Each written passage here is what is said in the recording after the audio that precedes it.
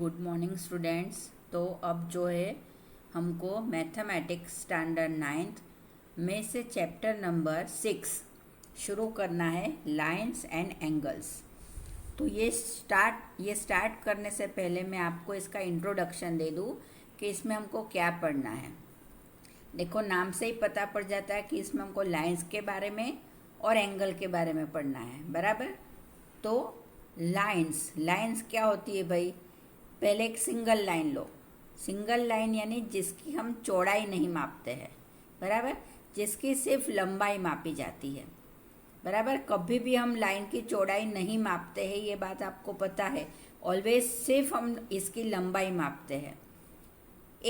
एक लाइन बनी तो उसको हम लाइन बोलेंगे, पर इसके साथ हमने दूसरी लाइन बनाई तो ये क्या हो गया? लाइंस, बराबर। यानी इन शॉर्ट आपको ये चीज़ पता होनी चाहिए कि लाइंस यानी क्या? जिसकी चौड़ाई नहीं मापी जाती है, जिसकी सिर्फ लंबाई मापी जाती है, उसे हम लाइंस बोलते हैं। फिर दूसरा है इंटरसेक्टिंग लाइंस। अब आपको नाम से ही पता पड़ जाएगा, इंटरसेक्टिंग यानी जो एक दूसरे को एक पॉइंट पे काट रही है। देखो, मैंने यहाँ बनाया हुआ है, बराबर। ये एक पॉइंट पे इसने इसे काटा हुआ है। ये किसी भी पॉइंट पे काट सकती है, ऐसा नहीं कि मिडिल में ये पॉइंट आएगा। कहीं पर भी जाकर देखो, ये ऐसे भी काट सकती है, ये ऐसे भी काट सकती है। पर दो लाइन जो अपने आप को काटती है उसे हम क्या बोलेंगे? Intersecting line.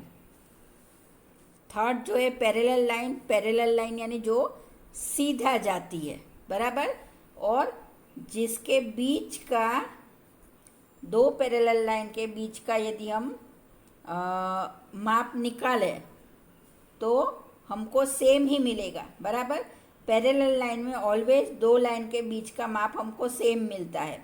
पैरेलल लाइन यानी दो लाइन जो साथ में जाती है, जो कभी मिलती नहीं है, जो कभी इंटरसेक्ट नहीं करेगी अपने आप को, बराबर, एक दूसरे के साथ इंटरसेक्ट नहीं करेगी, जो ऑलवेज सीधा ही जाती है और जिसके बीच का मेजरमेंट सेम होता है, उसे हम पैरेलल लाइन बोलते हैं।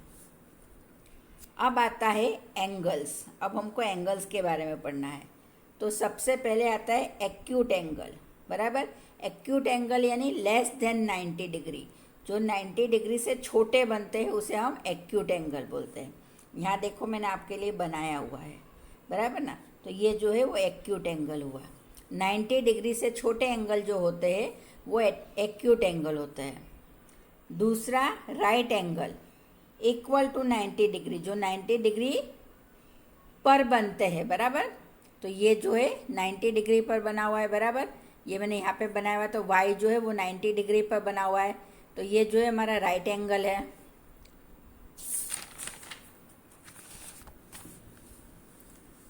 फिर आता है ऑब्ट्यूज एंगल। ऑब्ट्यूज एंगल यानी greater than 90 degree and less than 180 degree, जो 90 डिग्री से बड़ा बनता है पर 180 डिग्री से छोटा होता है, उसे हम ऑब्ट्यूज एंगल बोलते हैं, बराबर। यहाँ पे देखो बनाया हुआ है। फिर स्ट्रेट एंगल। स्ट्रेट एंगल यानी इक्वल टू 180 डिग्री।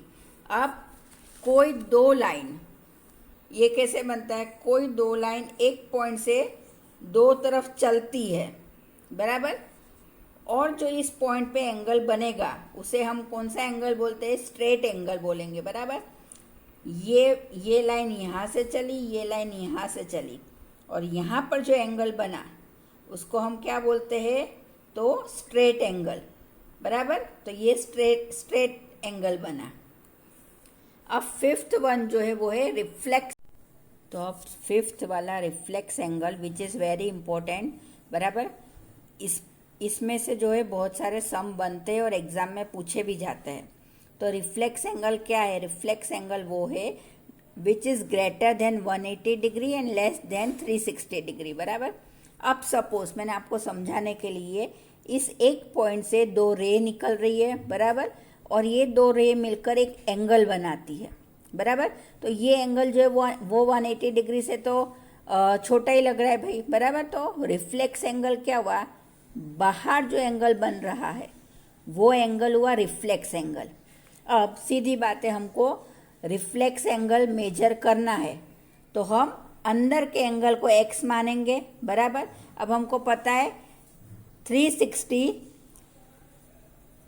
में से हम x माइनस करेंगे तो हमको जो है बाहर के एंगल का माप मिल जाता है, बाहर के एंगल का मेजरमेंट मिल जाता है, बराबर।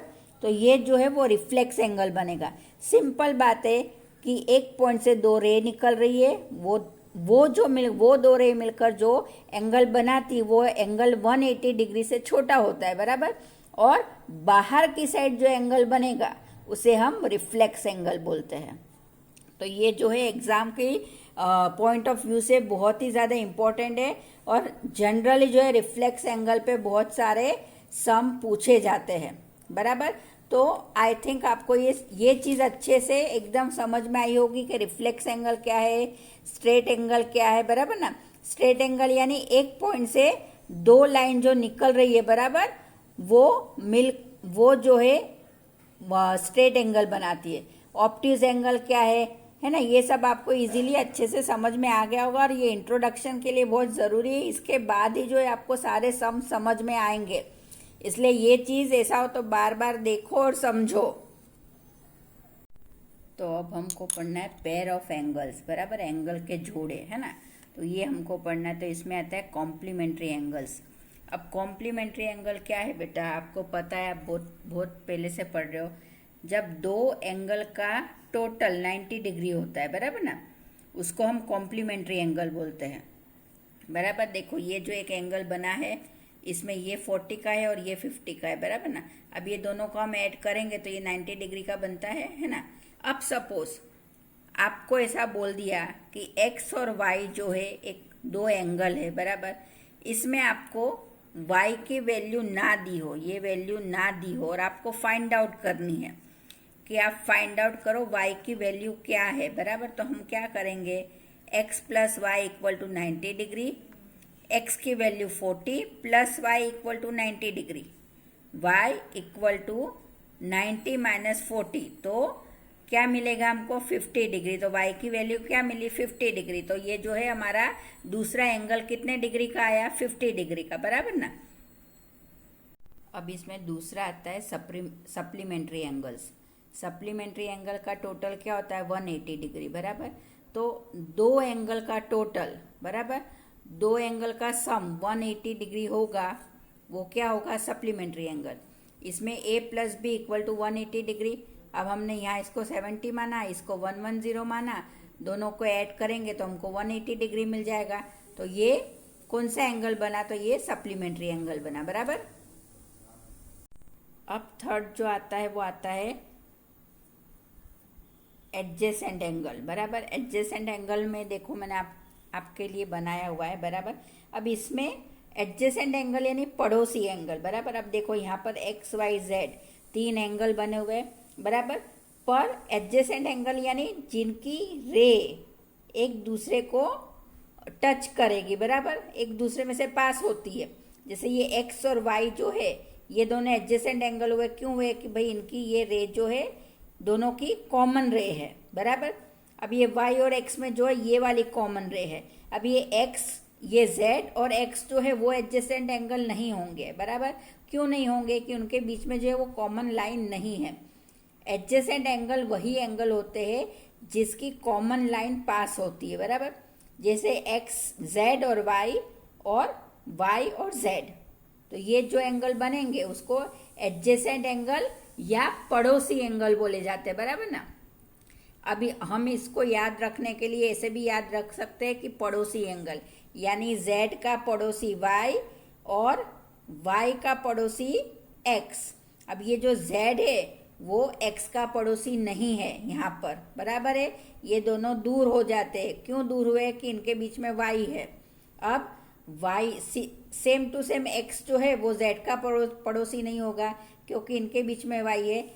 z और y दो पड़ोसी और y और x दो पड़ोसी। तो ये जो है उस एंगल को हम क्या बोलेंगे, एडजेसेंट एंगल। अब आता है fourth linear pair of angles, बराबर।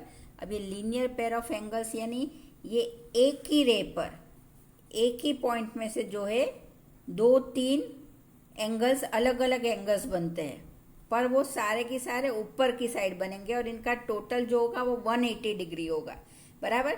तो इसको जो है हम बोलेंगे लीनियर पेयर ऑफ एंगल्स, बराबर। क्यों है कि ये एक ही वर्टेक्स में से जो है ऊपर एंगल बना रहे हैं।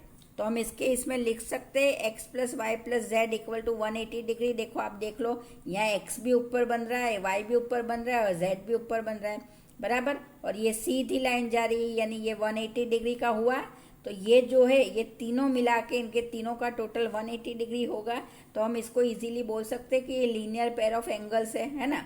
तो ये हमको इजी से समझ में आ जाता है भाई कि एक ही लाइन में से ऊपर की साइड जो एंगल्स बनेंगे और जिनका टोटल 180 डिग्री होगा उसको हम लीनियर पेयर ऑफ एंगल्स बोलेंगे।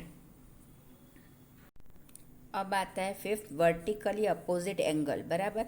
इसके नाम से ही पता पड़ जाएगा आपको कि अपोजिट एंगल, बराबर। वर्टिकली ये लाइन जो है ये एक दूसरे को इंटरसेक्ट कर रही है, तो यहाँ पे जो एंगल बनेगा उतने ही माप का एंगल यहाँ पे बनेगा और यहाँ जो एंगल बनेगा उतने ही माप का एंगल यहाँ पे बनेगा।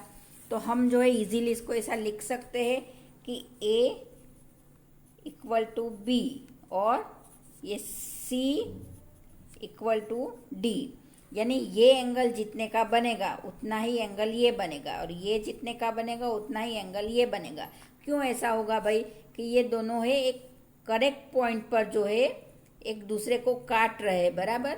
और ये अपोजिट, यहाँ पर भी सेम माप है और यहाँ पर भी सेम माप है, यहाँ पर भी सेम एंगल है और यहाँ पर भी सेम एंगल है, यहाँ पर भी सेम एंगल है और यहाँ पर भी सेम एंगल है। इसलिए हम इसको वर्टिकली अपोजिट एंगल बोल सकते हैं, बराबर। तो ये जो है हमारे एंगल का सेक्शन पूरा हुआ, बराबर। तो आपने देख लिया होगा बेटा कि कॉम्प्लीमेंट्री एंगल्स क्या होता है, सप्लीमेंट्री एंगल्स, एडजेसेंट एंगल, बराबर। कॉम्प्लीमेंट्री एंगल यानी 90 डिग्री पे दो सम बनते हैं वो, सप्लीमेंट्री यानी 180 पे बनते हैं वो, एडजेसेंट यानी एक की उसमें पड़ोसी एंगल, बराबर। फिर लीनियर पेयर ऑफ एंगल जो 180 डिग्री पे ऊपर की साइड बनते हैं और वर्टिकली अपोजिट एंगल जो आमने सामने बनते हैं पर एक्यूरेट माप में बनते हैं, बराबर। तो ये जो है आपको क्लियर हो गई होगी बात। तो अब सबसे इम्पोर्टेंट पार्ट आता है कॉरेस्पॉन्डिंग एंगल्स, बराबर। तो ये हमको अच्छे से समझना है। देखो अब आपको मैं बता दूं, यहाँ पर दो पैरेलल लाइन बनाई है M और N, बराबर। और इन दो पैरेलल लाइन को एक लाइन काट रही है जिसको हमने नाम दिया है L, बराबर। अब ये लाइन मिलकर यहाँ पर angle 1, angle 2, angle 3, angle 4, angle 5, 6, 7, 8 बना रही है, बराबर।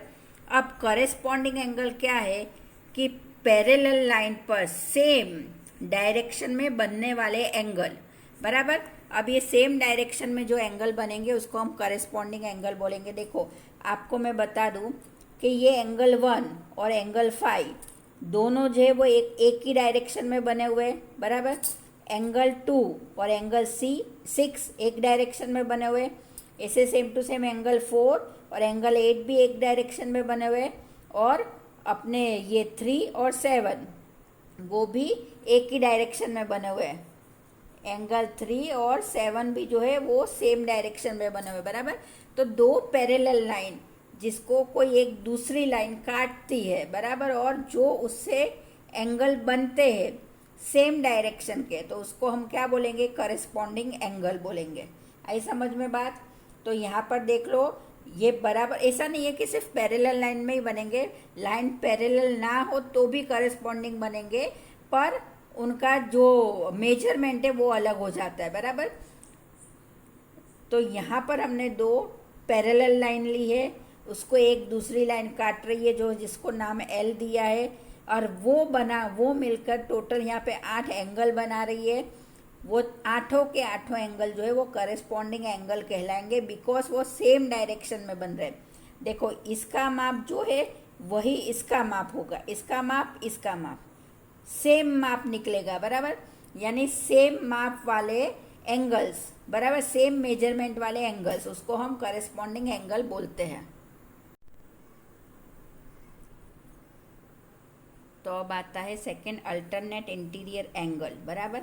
अब देखो मैंने यहाँ आपको ये फिगर ड्रॉ करा है। अब ये अल्टरनेट इंटीरियर एंगल समझने के लिए अल्टरनेट इंटीरियर एंगल यानी यहाँ का ये और यहाँ का ये एंगल, दोनों एंगल जो है आमने सामने के एंगल जो है वो एक ही समान होंगे, बराबर। देखो ये एंगल 3 और ये एंगल 6, ये दोनों अल्टरनेट हुए। और सेम टू सेम ऐसे ही यहाँ पर जो बनेगा हमारा एंगल 4 और यहाँ पर एंगल 5, वो दोनों भी क्या होंगे, अल्टरनेट होंगे, बराबर। ये कैसे, देखो एंगल 4 ऐसे जा रहा है और एंगल 5 ऐसे जा रहा है, बराबर ना। तो ये एंगल और ये एंगल बराबर दोनों सेम अल्टरनेट जा रहे हैं, ये 5 ये 3 और ये 6 और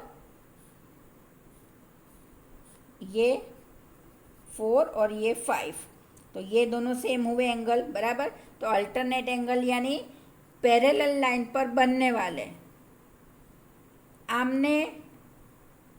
पैरेलल लाइन पर बनने वाले आमने सामने के एंगल जो सेम होंगे उसको हम अल्टरनेट एंगल बोलेंगे। ये एंगल 3 और एंगल 6 हमारे अल्टरनेट हुए और एंगल 4 और एंगल 5 हमारे अल्टरनेट हुए। यहाँ पे मैंने आपको ड्रॉ करके बताया, बराबर। और ये अल्टरनेट इंटीरियर एंगल अंदर की साइड बनेंगे, बराबर। पैरेलल लाइन के अंदर की साइड बनते हैं ये, देखो यहाँ अंदर की साइड ये दोनों ये बने 3, 6, 4, 5, बराबर। ये जो है वो अंदर की साइड बनेंगे, इसलिए इसको अल्टरनेट इंटीरियर एंगल बोला जाता है, बिकॉज ये जो है पैरेलल लाइन के अंदर की साइड बन रहा है, इसलिए इसे अल्टरनेट इंटीरियर एंगल बोला जाता है। और कितने एंगल बन रहे हैं, तो एंगल 3 और एंगल 6 एक जैसे है और एंगल 4 और एंगल 5 एक जैसे है। अब जो है आता है अल्टरनेट एक्सटीरियर एंगल, यानी एक्सटीरियर यानी बाहर वाले एंगल, बराबर। और ये सिर्फ पैरेलल लाइन पर ही बनेंगे, इतना ध्यान रखना, बराबर। तो देखो अभी हमने अगेन जो है मैंने फिगर ड्रॉ करा, बराबर, और पैरेलल लाइन बनाई। अब ये जो है वापस एक सेगमेंट काट रही है, इसको एल नाम दिया। अब ये एंगल 1 जो है एंगल 8 के बराबर होगा, बराबर। Angle 1 is equal to angle 8 and angle 2 is equal to angle 7, बराबर। पर ये इंटीरियर, ये बाहर की साइड बन रहे, पैरेलल लाइन के बाहर की साइड बन रहे, अंदर की साइड नहीं बन रहे। अंदर की साइड कौन से एंगल बनते हैं, इंटीरियर एंगल, और बाहर की साइड एक्सटीरियर एंगल, बराबर। तो देख लो angle 1 is equal to angle 8 और angle 2 is equal to angle 7, बराबर ना। अब लास्ट जो है वो है को इंटीरियर एंगल, बराबर। यानी अगेन इंटीरियर यानी अंदर की साइड की बात आई, पैरेलल लाइन के अंदर की साइड के एंगल के बारे में देखना है हमको। देखो तो पैरेलल लाइन एम और एन जो है इसके अंदर 4 एंगल बन रहे हैं, 3, 4, 5, 6, बराबर। अब ये एंगल 3 और एंगल 5 ये दोनों सेम मेजरमेंट के बनेंगे और इसको जो है हम ऐसे लिख सकते हैं कि angle 3 plus angle 5 equal to 180 degree. पर ये कब लिख सकते, जब पैरेलल लाइन हो तब। ये कब वैलिड है, ओनली पैरेलल लाइन पर, बराबर। जब एंगल पैरेलल लाइन पर बनते हैं तभी हम जो है 180 डिग्री लिख सकते हैं। पैरेलल लाइन नहीं हुई तो 180 डिग्री हम नहीं लिखेंगे, ये बात ध्यान रखना। एंगल 3 और एंगल 5 जो है इक्वल टू 180 डिग्री बताया हमने, पर क्यों बताया, ये दोनों एंगल जो है वो पैरेलल लाइन पर बन रहे हैं, बराबर। यदि ये पैरेलल लाइन पर नहीं बनते तो ये एंगल 180 डिग्री के नहीं होते, बराबर। ऐसे सेम टू सेम एंगल 4 और एंगल 6 इसको भी हम 180 डिग्री बता सकते हैं, बराबर। एंगल 4 प्लस एंगल 6 इसको भी 180 डिग्री बता सकते हैं, पर कब बनेंगे ये, ओनली पैरेलल लाइन पर, बराबर ना। तो ये जो है आपके सारे इंपॉर्टेंट कॉन्सेप्ट जो है मैंने आपको क्लियर कर दिए। अब इस चैप्टर में जो है हमको इसी से रिलेटेड पढ़ना है, इसलिए पहले इंट्रोडक्शन में मैंने आपको सारे फंडे जो है वो क्लियर कर दिए। आई होप आपको अच्छे से समझ में आया होगा कि भाई करेस्पॉन्डिंग एंगल क्या है ना। फिर अल्टरनेट इंटीरियर एंगल क्या है, इंटीरियर यानी नाम से ही पता पड़ जाता है जो पैरेलल लाइन के अंदर की साइड बन रहे हैं। एक्सटेरियर यानी पैरेलल लाइन की बाहर की साइड बन रहे, और को इंटीरियर यानी पैरेलल लाइन के अंदर की साइड सेम डायरेक्शन में बन रहे, बराबर। यानी यहाँ पे जो बन रहा है 3 और यहीं पे बन रहा है 5, यहाँ पे बन रहा है 4 तो यहीं पे बन रहा है 6, बराबर ना। और ये 180 डिग्री कब होगा, ये 180 डिग्री कब होगा, जब ये पैरेलल लाइन पर बनते हैं तब। तो ये जो है आपका इंट्रोडक्शन पूरा हुआ, बराबर। इस चैप्टर से रिलेटेड जितनी भी चीज़ थी मैंने आपको सभी चीज़ बता दी कि लाइंस क्या है, एंगल्स क्या है, बराबर। और लाइंस के बारे में बताया, इंटरसेक्टिंग लाइंस बताई, पैरेलल लाइन बताई, एंगल्स बता दिए, acute, right, obtuse, straight, reflex. और ये जो है रिफ्लेक्स एंगल वो सबसे ज़्यादा इंपॉर्टेंट है, ये भी बता दिया, बराबर। अब पेयर ऑफ एंगल्स बता दी, complementary angle, supplementary angle, adjacent angle, बराबर। फिर लीनियर पेयर ऑफ एंगल, फिर वर्टिकली अपोजिट एंगल, बराबर। ये नाम से ही आपको पता पड़ जाना चाहिए बेटा, एकदम हमारे कंसेप्ट इसमें क्लियर हो जाना चाहिए, तो ही जो है ये आपको अच्छे से समझ में आएगा। फिर जो है मैंने करस्पॉन्डिंग एंगल बता दिया, अल्टरनेट इंटीरियर एंगल बता दिया, अल्टरनेट एक्सटेरियर बता दिया, और को इंटरनेट एंगल बता दिया। तो ये जो है हमारा चैप्टर 6 का इंट्रोडक्शन पूरा हुआ, और कल से हम जो है 6.1 उठाएंगे।